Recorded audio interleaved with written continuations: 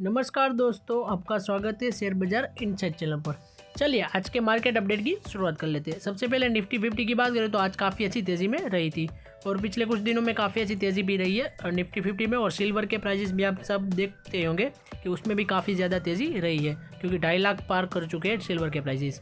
आप यहाँ पर कुछ और इंडेक्स की बात करें, बैंक निफ्टी में देखें तो काफ़ी अच्छी तेज़ी रही थी, 0.70% अराउंड। फिन निफ्टी भी काफ़ी अच्छी तेज़ी रही थी और बैंक एक्स में भी काफ़ी अच्छी तेज़ी रही थी। आज के दिन कुछ स्टॉक स्पेसिफिक अपडेट की बात करें तो जीपीटी इंफ्रा प्रोजेक्ट को काफ़ी अच्छा ऑर्डर मिलती हुई नज़र आ रहा है, 340 करोड़ रुपीज़ का NHAI की तरफ से, तो कि काफ़ी बड़ा ऑर्डर है। इस वजह से कंपनी के स्टॉक प्राइस में भी देखें तो 5% अराउंड की तेज़ी भी रही थी कंपनी के स्टॉक प्राइस में। नेक्स्ट बात करूँ Hyundai की, तो Hyundai मोटर अपने जो कार के प्राइजेस है उसके अंदर हाइक करने वाला है 0.6% के अराउंड। यानी कि अगर 10 लाख की कार मान लीजिए है तो उसके अंदर करीब 6000 के अराउंड उनकी कार के प्राइजेस बढ़ने वाले हैं। यानी कि काफ़ी ज़्यादा कंपनी को मुनाफा होने वाला है और कस्टमर को थोड़ा झटके लगते हुए नज़र आ रहे हैं क्योंकि कस्टमर को थोड़ी गाड़ी है वो महंगी पड़ेगी। इस वजह से देखें तो 0.6% के अराउंड Hyundai अपनी कार के प्राइजेस बढ़ाने वाली है और कंपनी की बैलेंस शीट में भी इसका नज़र आता हुआ नज़र आएगा। कंपनी के प्रॉफिट एंड लॉस स्टेटमेंट में इनका प्रॉफिट भी बढ़ेगा। नेक्स्ट बात करूँ जाइडस वेलनेस की, तो उनके स्टॉक प्राइस में काफ़ी अच्छी तेज़ी रही है क्योंकि कंपनी का स्टॉक प्राइस 9% प्लस की तेज़ी रही है। MOSL ने उनके अंदर बाई की रेटिंग दी है, इस वजह से कंपनी के स्टॉक प्राइस में देखें तो काफ़ी अच्छी तेज़ी रही थी क्योंकि बाई की रेटिंग मिली है इस वजह से।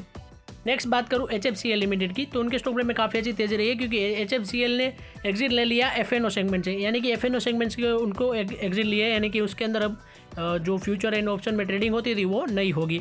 और कंपनी के स्टॉक प्राइस में भी देखें तो 12% की काफ़ी अच्छी तेज़ी रही क्योंकि वॉल्यूम काफ़ी बढ़ता हुआ नज़र आया है इस वजह से।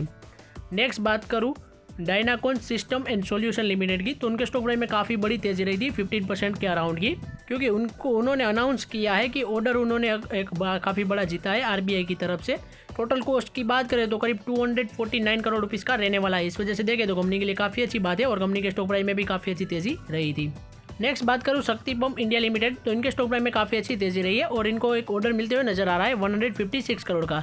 इस वजह से देखें तो कंपनी के स्टॉक प्राइस में काफ़ी अच्छी तेज़ी रही थी। नेक्स्ट बात करूँ इंडस टावर की, तो उनके ब्लॉक डील के जरिए 15.5 लाख अराउंड शेयर बेचे गए, इसलिए कंपनी के स्टॉक प्राइस में देखें तो काफ़ी वॉल्यूम की वजह से तेज़ी रही है कंपनी के स्टॉक प्राइस में, जो कि काफ़ी अच्छी बात है। नेक्स्ट बात करूँ KPI ग्रीन एनर्जी की, तो उनके स्टॉक प्राइस में 27% की तेज़ी रही है पिछले 2 दिनों के अंदर, जो कि काफ़ी ज़्यादा वॉल्यूम आया है, इस वजह से अच्छी तेज़ी रही है। और आज के दिन भी देखें तो 7% के अराउंड की तेज़ी रही थी KPI ग्रीन एनर्जीज में।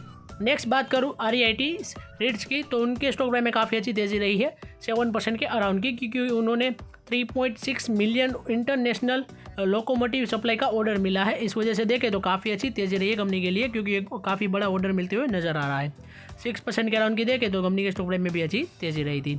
नेक्स्ट बात करूँ भारत फोर्ज की, तो उनको भी काफ़ी बड़ा अच्छा ऑर्डर मिलते हुए नज़र आ रहा है डिफेंस से रिलेटेड, कार्बाइंस जो मैन्युफैक्चरिंग है उससे रिलेटेड है। करीब 1662 करोड़ रुपीज़ का ऑर्डर मिलते हुए नज़र आ रहा है। इस वजह से देखें तो कंपनी के स्टॉक प्राइस में देखें तो करीब 2% के अराउंड की अभी के लिए कहा जा रहा है कि तेज़ी रही थी, जो कि काफ़ी अच्छी बात है कंपनी के लिए। नेक्स्ट आज के दिन ग्लोबल मार्केट की बात करूँ तो गिफ्ट निफ्टी में देखें 2 महीनों से अच्छी तेज़ी रही थी। US 30 की बात करें उसमें भी गिरावट रही थी। US टेक 100 की बात करें तो उसमें भी गिरावट रही थी। डॉ जोन्स की बात करें तो उसमें भी गिरावट रही थी। S&P 500 की बात करें तो उसमें गिरावट रही थी। FTSE 100 UK की मार्केट में गिरावट रही थी। फ्रांस की मार्केट देखें तो उसमें भी गिरावट रही थी और जर्मनी की मार्केट डेक्स में तेज़ी रही थी। जापान की मार्केट की बात करें और चाइना की मार्केट की बात करें तो दोनों में ही गिरावट रही थी, जो कि अच्छी बात नहीं है उनके लिए। आज के दिन कुछ इकोनॉमिक इंडिकेटर की बात करूँ तो US डॉलर के अगेंस्ट INR की बात करें तो 89.82 तक पहुंच चुका है हमारा रुपया, यानी कि हमारे लिए अच्छी बात नहीं, इसमें भी तेज़ी रही है इसलिए। और कच्चे तेल के प्राइसेस की बात करें तो थोड़ी महीनों से ही ब्रेंट क्रूड ऑयल में गिरावट रही है और WTI में थोड़ी तेज़ी रही है।